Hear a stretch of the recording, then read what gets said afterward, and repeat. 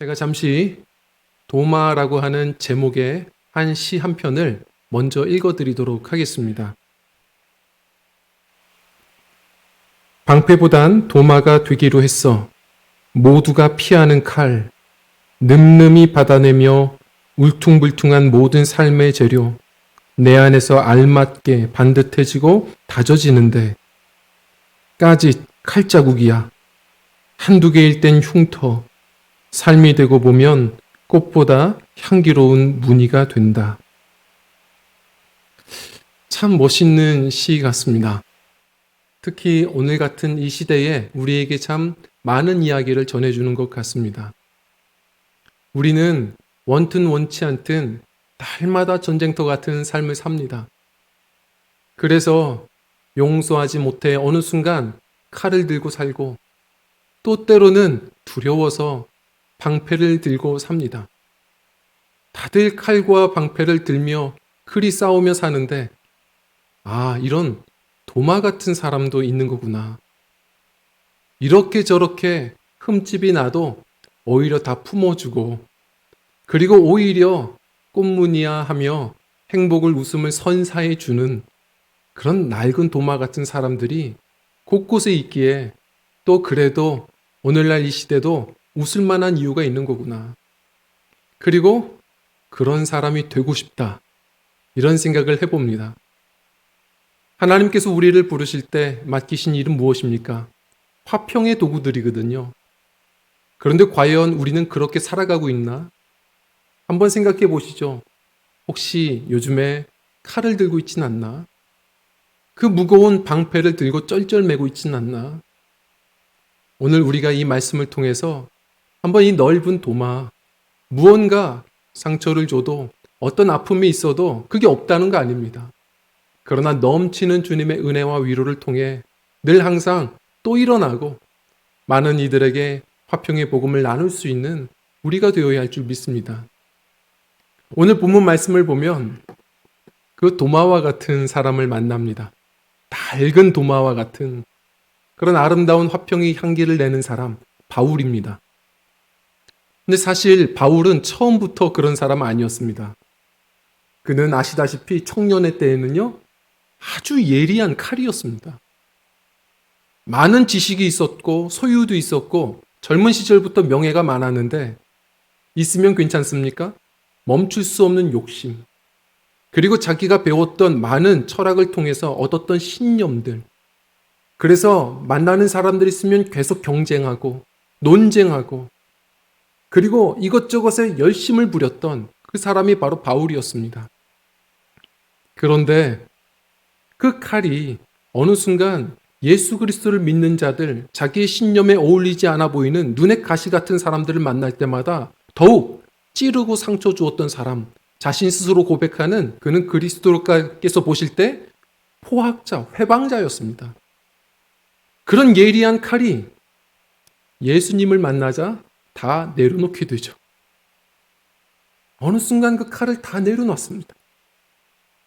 그런데 예수 그리스도를 믿고 따르자마자 시작됐습니다. 오히려 유대인들이 자신을 핍박합니다. 그리고 이제는 한편이라고 생각한 교회도 저 사람 옛날 그 바울 아니야? 그 우리를 핍박하던 그 바울 아니야? 사람들이 의심의 눈초리를 주고 조롱하고 비방하면서 어느 순간 안팎으로 선교사 되어 살아가는 바울은 자신을 변호하는데 쩔쩔매던 사람이었습니다. 그런데 어느 순간 오늘 본문 말씀 보면 칼도 방패도 이제 좀 내려놓는 모습입니다. 고린도 후서입니다. 벌써 바울이 전도 여행을 한 지 3차 전도 여행이에요. 고린도 교회에 보내는 편지입니다. 고린도서를 읽다 보면은 우리는 고린도 전서, 고린도 후서, 바울이 고린도 교회에 2권의 편지를 썼다고 생각하시는데 근데 읽다 보면 몇 권의 더 편지가 있었구나 생각하게 됩니다.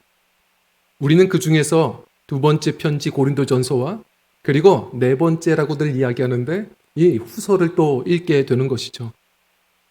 그런데 보면서 느끼는 게 있습니다. 사실 개척을 하다 보면 다 산고에 고통이 있거든요. 그런데 아이를 낳아보신 분들도 알겠지만 더 아프게 하는 아이가 분명 또 있는 겁니다. 고린도 교회가 그랬습니다. 정말 힘겹게 낳은 이 교회인데 바울 사도가 두고서 선교를 다니면 언제나 조롱하고 비방하고 바울을 인정하지 않고 상처를 줬던 교회가 또 고린도 교회예요. 이 고린도 후서도 사실은 사도 바울이 우리는 사도로 인정할 수 없어, 고린도 교회가 그리 조롱하고 비방하는 사람들이 있다는 소식을 듣고 그래서 또 쓰는 편지입니다. 그런데 이전과 달리 사실 자기 자존심 때문에 지금 변호하려는 건 아닙니다. 고린도 교회 성도들이 지금 자신의 이 교리, 전해주었던 복음 잘 순종해야 되기 때문에 자신이 사도라는 사실을 먼저 잠시 변론하지만, 그러나 이전에 있었던 그런 혈기, 어떤 그런 것들은 또 많이 누그러져 보입니다.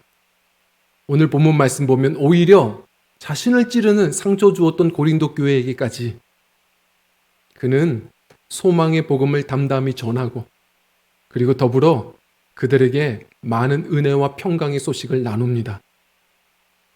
어떻게 이 바울이 조금씩 변화되어져 가는 걸까? 어떻게 수많은 삶의 고통과 그리고 마음의 상처들을 잘 그가 누그러뜨리고 화평의 도구가 되어서 예수님을 닮은 그 향기를 내며 살아갈 수가 있었던 것일까? 그 원인이 뭘까? 오늘 말씀을 통해 우리는 한 가지를 봅니다. 이 짧은 구절을 통해서 10번이나 나오는 단어가 있어요. 그게 뭘까요? 위로입니다. 위로. 바울이 얘기합니다. 고난이 없는 게 아닌데 고난이 넘치듯 주님 안에서 위로도 넘치더라. 이게 성도입니다. 그 넘치는 위로를 나누는 곳, 바울은 교회를 그래서 이렇게도 말하는 거죠. 위로의 공동체가 교회더라. 그게 위로입니다. 주님의 위로예요. 이 주님의 위로를 만나야 합니다. 주님의 위로가 우리를 변화시키고 주님의 위로가 우리를 참다운 교회 되게 하는 것이죠. 자, 이 주님의 위로가 어떤 것일까요? 오늘 바울 사도는 그 주님의 위로를 담담하게 오히려 그 고린도 교회에 설명하기 시작합니다. 자, 주님의 위로는요, 이렇게 해서 바울 사도는 가르쳐요. 함께 좀 읽어보겠습니다. 시작. 고난은 위로와 함께 찾아옵니다. 아멘. 고난은 위로와 함께 찾아온다는 겁니다. 고난 가운데 오해하지 말라는 거예요. 예를 들어서 저는요, 초등학교 2학년 때 한번 교통사고를 크게 당해봤습니다. 그 당시 교통사고를 크게 당하면서요, 더 걱정이었던 것은 크게 차가 부서지는 그런 사고였는데 머리가 부딪혔거든요. 그런데 겉보기에 외상이 크게 없는 겁니다. 그래서 의사가 오히려 저에게 겁을 많이 줬던 것은 그래도 입원해야 된다. 이게 내일이면 이렇게 정신에 문제가 오는 아이들도 있다는 거예요. 그때 그 의사들은 왜 그렇게 얘기를 했는지 모르겠어요. 그 얘기 듣고 괜히 더 미치는 줄 알았습니다. 그런 큰 사고에 아프기도 했고 불안도 했어요. 빨리 집에 가고 싶은 거예요, 어린아이가. 그런데 딱 하루가 지나서 아무 문제가 없다 판단한 의사는 원하면 퇴원해도 좋다 사인을 주는 거예요. 제 마음이 조금 바뀌었습니다. 빨리 집에 가고 싶은 마음도 있었지만 사실 숨기고 싶었던 마음, 지금도 그 마음이 그대로 생각이 나요. 한켠에 이상한 서운한 마음이 있는 거예요. 더 있고 싶은 겁니다. 왜 그랬을까요? 제가 그 사고를 경험하면서 초등학교 2학년 짧은 세월이었지만 평생 살아온 인생 속에서 최고의 관심을 받아본 겁니다. 부모님들이 그렇게 걱정하고 그렇게 또 위로하고 뿐만 아니라 성도님들도 보신 분들이 오영수 권사님 같은 경우는 직접 보셨어요. 막 다가와서 걱정해 주시는 장면이 지금도 이렇게 스쳐 지나가요. 그 병원에 또한 장로님들까지 막 오셔서 먹을 거 사다 주고 가시고 이게 웬 떡입니까? 그렇게 관심을 받고 많은 위로를 받는데 그때 안 겁니다. 아, 고난과 위로는 같이 오는 거구나. 좋은 선물도 있는 거구나. 제가 그래서 몇 개월 전에 사고가 났을 때 제가 굳이 또 몇 번 이렇게 설명을 드렸던 이유가 있습니다. 좋은 선물을 또 기대한 거거든요. 위로. 그런데 뭐 그렇게까지 위로를 많이 주시지는 않았어요. 우리가 정말 기억해야 될 것은 이런 순간 저런 순간 아픔의 시간들이 있지만 그 순간 우리 주의 백성들은 잊지 않아야 됩니다. 우리의 모든 인생 전체를 하나님이 주관하신다는 사실. 그 사람들은 낙심하지 않아야 합니다. 이 고난의 순간에도 하나님의 이유가 있다는 겁니다. 특히나 이 고난 가운데서도 또 버티고 이길 만한 그 순간에 사람을 통해 말씀을 통해 하나님은 하나님의 위로를 넘치게 주신다는 사실입니다. 그래서 그 순간 우린 더 기도의 자리로 나아가야 합니다. 사도 바울이 지금 이 수많은 고난 속에서 위로를 이야기하는 이유가 있습니다. 고난이 약해서? 아니에요. 사도 바울이 어떤 고통과 고난을 당했는지는 그가 말씀을 통해서 계속 이야기해 왔습니다. 조선시대를 떠올리시면 됩니다. 조선시대에 대표적인 형벌이 6가지가 있었다고 말하죠. 우리는 들어보면은 처음엔 하찮게 여깁니다. 예를 들어서 하멜 표류기를 보면은 하멜이 놀래잖아요. 조선 사람들이 생각보다 되게 잔인했다. 이렇게 말합니다. 우선 예를 들어 절도죄를 범하면요. 절도범들 어떻게 합니까? 발바닥을 때리는 형벌이에요. 발바닥 맞으면 무슨 형벌이 그거밖에 안 되냐. 옛날 사람들은 참 선하다. 이렇게 생각하시겠지만 하멜이 뭐라고 말해요? 발바닥을 어떻게 때려요? 죽도록 때립니다. 그래서 어떻게 되냐면 맞다가 발가락 뼈들이 부서진다는 거예요. 잔인하죠. 주리를 틀라. 그럼 우리는 뭐 주리 트는 거 해보신 분들도 있을 거예요. 그거 좀 아프더라고요. 다리 저리더라고요. 아닙니다. 죽도록 틉니다. 그래서 줄이 한번 제대로 틀면 어떤 사람들은 보지도 못한대요. 막 뼈가 튀어나온답니다. 예를 들어서 곤장을 치라. 그러면 우리는 엉덩이 맞는 게 뭐 아픕니까 하지만 하멜이 놀래죠. 뭐라고 말합니까? 이게 물볼기 맞잖아요. 곤장 맞으면 10대 맞으면 피부가 다 벗겨진답니다. 그래서 우리 많은 분들은 수십 대 곤장 맞고선 유배지 가면 유배지에서 힘들어서 죽는 줄 알지만 그게 아니라 가다가 이 피부가 다 벗겨져서 이 세균에 감염돼서 2차 감염이 일어나서 가다가 죽는 분들도 많더라는 거예요.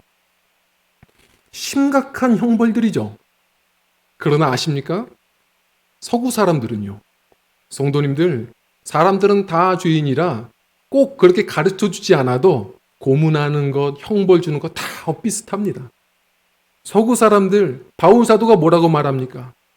곤장과 비슷한 어떤 그런 매를 수없이 맞았다는 거예요. 그리고 아주 잔인한 살인 무기죠. 갈고리 있는 채찍질을 그렇게 죽도록 맞았답니다. 여러 번.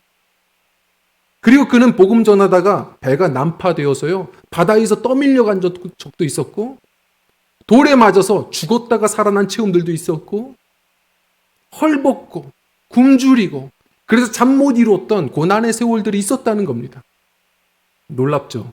그런데 어떻게 우리 같으면 믿음 생활하면 그런 고난이 있어 라고 한다면 사실은 고민하실 분들도 많을 겁니다.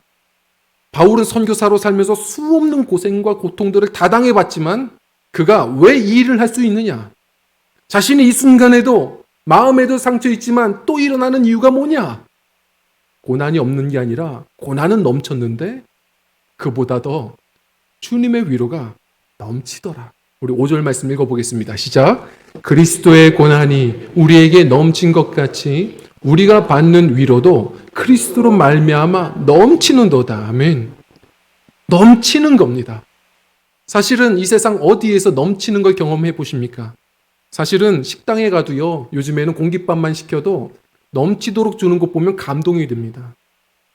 요즘은 다 인색합니다. 째째한 오늘날 이 세상 속에서 계산적인 수많은 사람들과의 관계 속에서 하나님은요. 독특하십니다.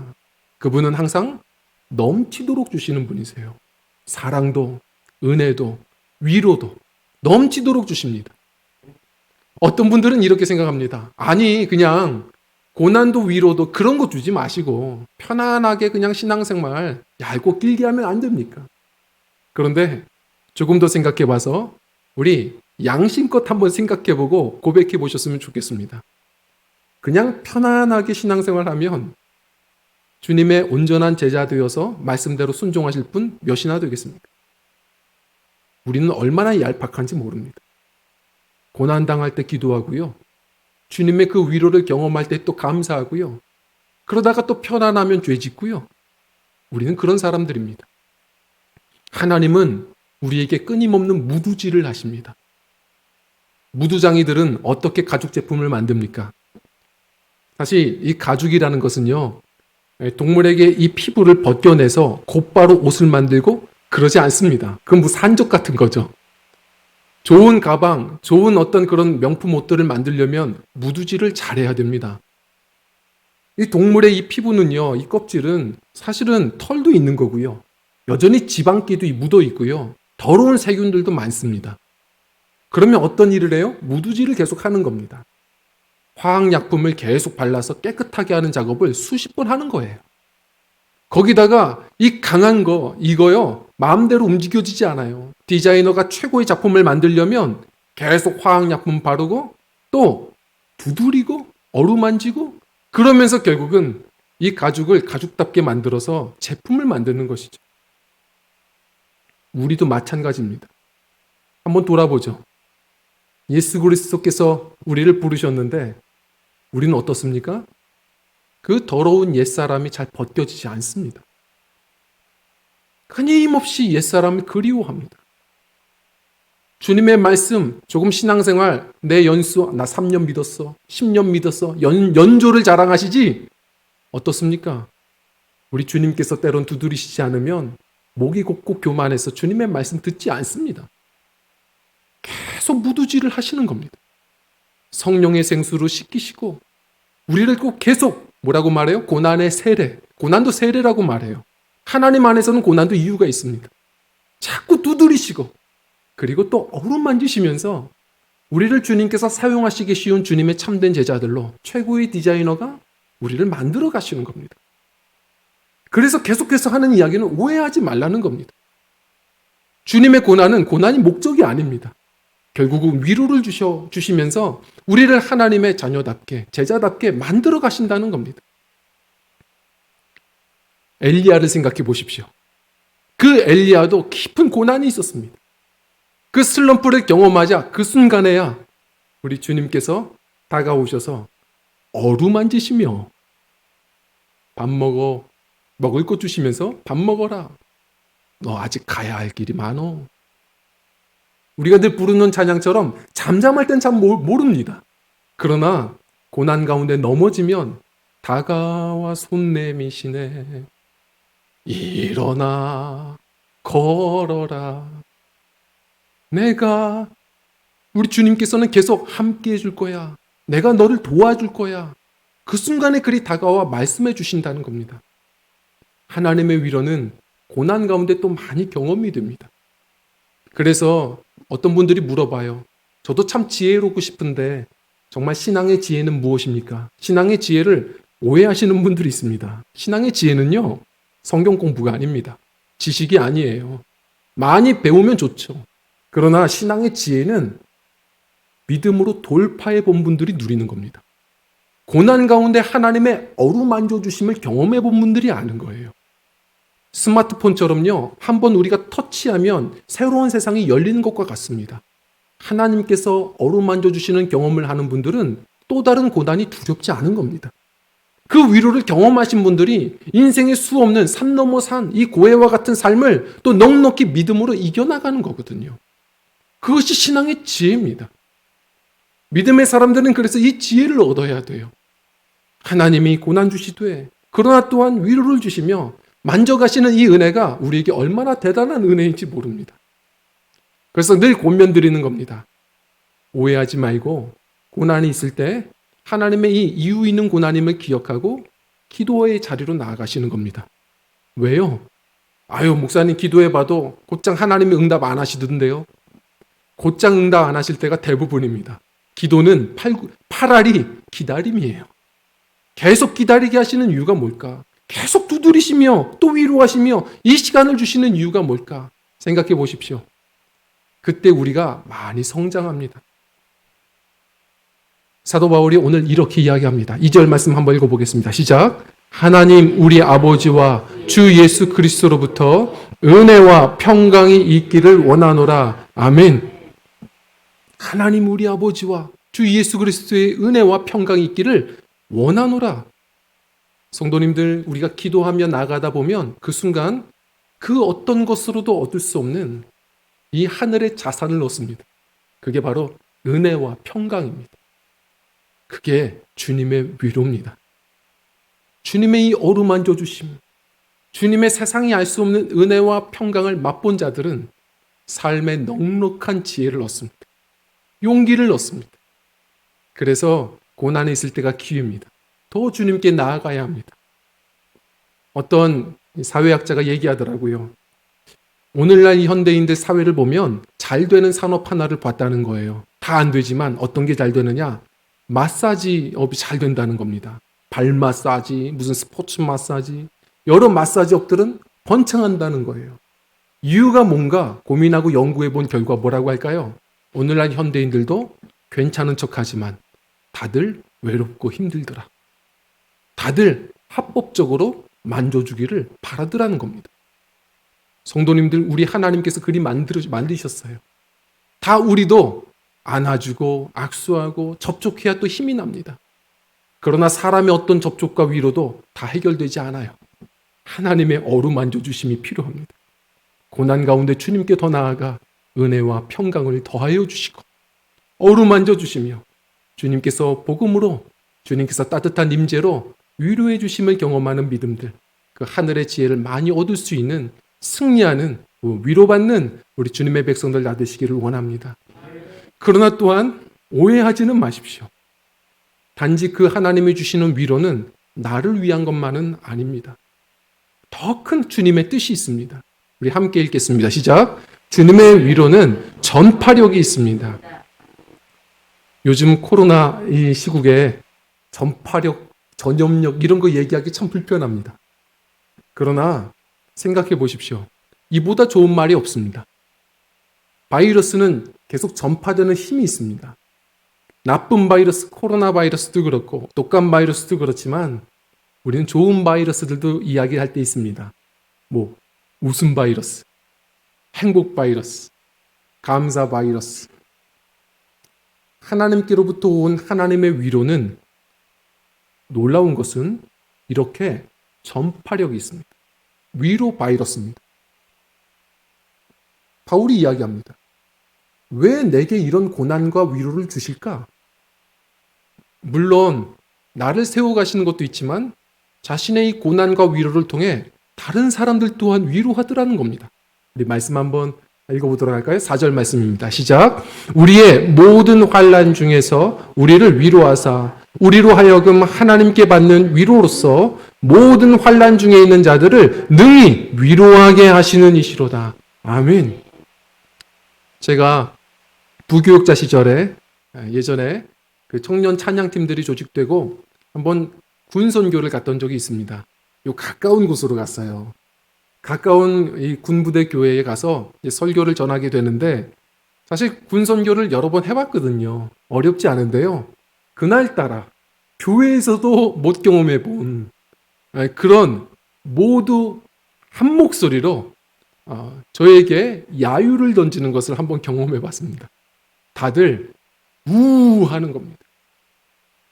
설교 시간에 왜 이런 일이 있었을까요? 제가 설교를 시작할 때 하면 안 되는 얘기를 이 군인들에게 한 겁니다. 여러분들, 저는요 공익근무 출신입니다. 그랬더니 다들 우 하는 겁니다. 그래서 얘기했습니다. 저는 여러분들을 위로할 자신이 없습니다. 그러나 오늘 말씀 속에서 함께 하시는 주님께 많이 위로 받으셨으면 좋겠습니다. 이렇게 말했는데도 별로 위로가 안 됐던 것 같아요. 성도님들 기억하십시오. 고난 당해보지 않은 분들이 누굴 위로할 수 있습니까? 위로할 자격이 있는 자들은 다름 아니라 고난을 경험해본 분들이, 하나님의 넘치는 위로를 경험해본 분들이 그 위로를 나눌 수 있는 겁니다. 그래서 이 하나님의 더 크신 뜻을 이해하는 분들이 신앙생활 잘하는 거거든요. 제가 목회를 해보면서 느끼는 것도 있습니다.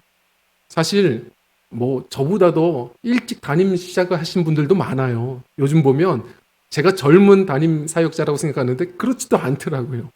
더 젊은 분들도 있는데 가끔 그분들이 또 말씀을 전하고 또 상담하는 모습들을 가끔 보다 보면 느낍니다. 정말 말 잘해요. 그런데 때로는 은혜가 안 될 때가 있습니다. 감동이 안 될 때가 있어요. 저분이 그 고통을 아나? 저분이 그런 경험을 해봤을까? 그래서 반대로 느끼는 거예요. 나이가 지긋하신 권사님들, 장로님들, 전 또 목회자다 보니까 나이가 많으신 목사님들, 힘없이 말씀하시는 것 같아도 단 한마디에도 눈물이 납니다. 내가 다 알아. 괜찮어. 야, 안 죽더라. 주님이 함께 하셔. 이런 한마디만 들어도 눈물이 나는 겁니다. 성도님들의 경험한 그 고통은 헨리 나우엔의 말과 같이 상처받은 치료자. 예수님이 그러신 것처럼 주님의 말씀하시면 우리는 그대로 엎드려지잖아요. 주님이 경험하지 못한 고통이 있으십니까? 고통을 경험해 본 분들은 그것이 복음 전하라고 주신 또 하나님의 우리에게 주신 무기예요. 고통 당해 본 분들이 위로할 수 있는 겁니다. 제가 그래서 성경을 읽다가 보면 한 가지 흥미로운 한 사람을 또 만나게 돼요. 이 사람을 좀 전달해 보고 싶습니다. 마가라는 사람이에요. 마가라는 사람, 마가복음의 저자죠. 이 사람은 어떻게 예수님을 믿게 되었을까요? 아마도 마가는 어렸을 적에 부유한 가정에서 자랐던 것 같습니다. 왜냐하면요, 그가 언제 예수님을 만나죠? 예수님께서 최후의 만찬을 하실 때, 마지막 제자들에게 떡과 포도주를 나누실 때 어디 머물 곳이 없습니다. 어디서 최후의 만찬을 나눕니까? 마가의 다락방입니다. 그의 어머님이 신앙 가운데 예수님께 배려해 드려서 그 위대한 최후의 만찬이 진행되었죠. 아마 마가는 직접 예수님을 대면하여 보고 주님의 말씀을 다 들었을 겁니다. 그리고 예수님께 흠뻑 빠져서 주님의 제자가 되어 따라갔을 거예요. 마가복음을 보다 보면 신비한 구절이 있습니다. 예수님을 잘 쫓다가 마가는 아마 고통 없이 살았던 것 같아요. 작은 고난을 경험하면 그는 그 순간 또 돌이키고 포기하고 도망가고 그랬던 소심한 모습을 때때로 보여줍니다. 다른 복음서에 없는 내용이 나와요. 예수님께서 로마 병정에게 끌려가시자 그때 제자들도 도망가지만 마가는 직접 표현하죠. 신학자들은 자기 어떤 반성의 의미를 가지고서 해상으로 썼던 얘기라고 얘기합니다. 한 젊은 제자가 마가입니다.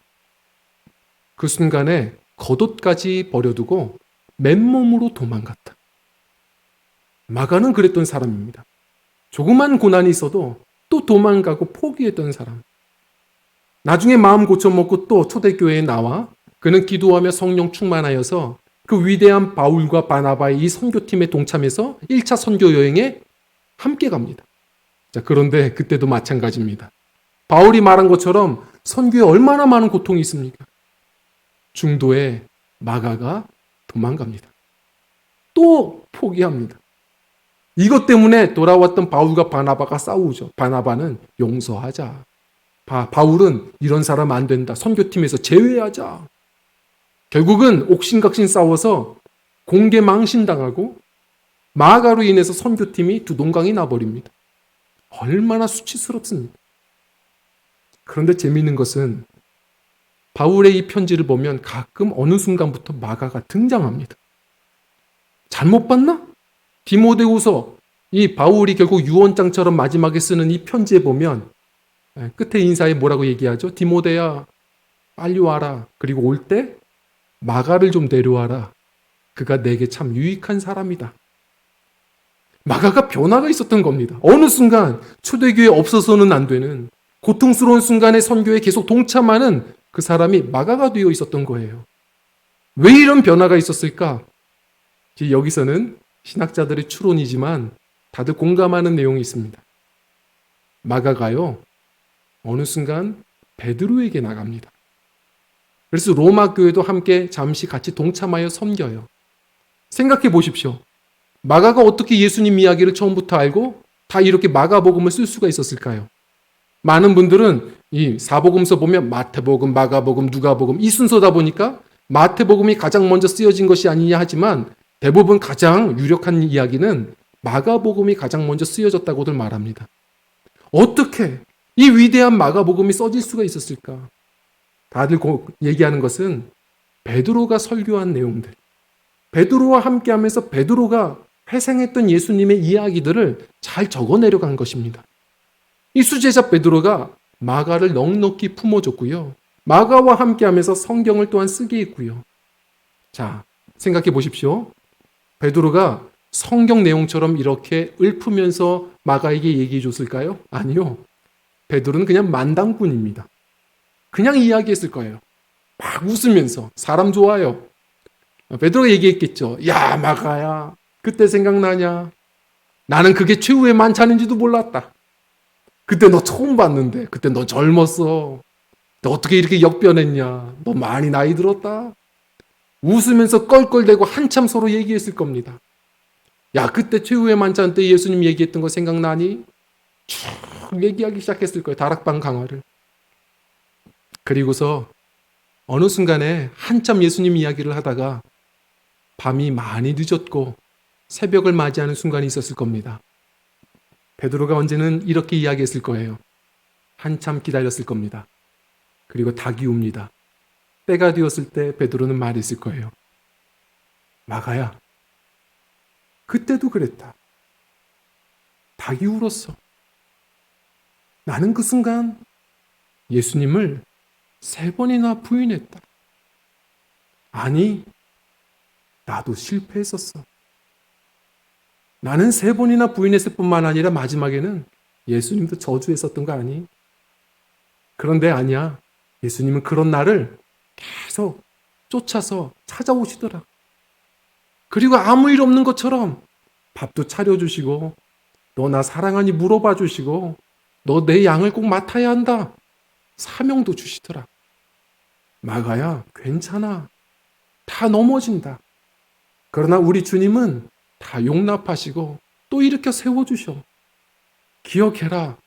나보다 똑똑한 넌데 주님께서는 너를 반드시 더 존귀하게 사용하실 거야.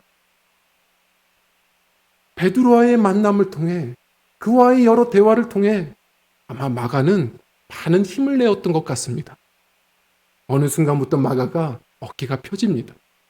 그리고 우리가 알다시피 마가는 어느 순간 그래서 많이 변화가 일어나서 성경의 저자가 될 뿐만 아니라 초대교회에 없어서는 안 되는 선교사가 되고 더불어 마지막 순교자가 됩니다.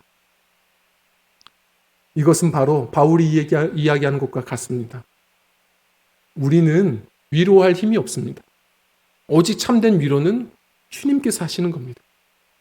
주님의 위로를 누린 분들이 흘러 넘쳐 말로 삶으로 위로를 나누며 살아가는 것이죠.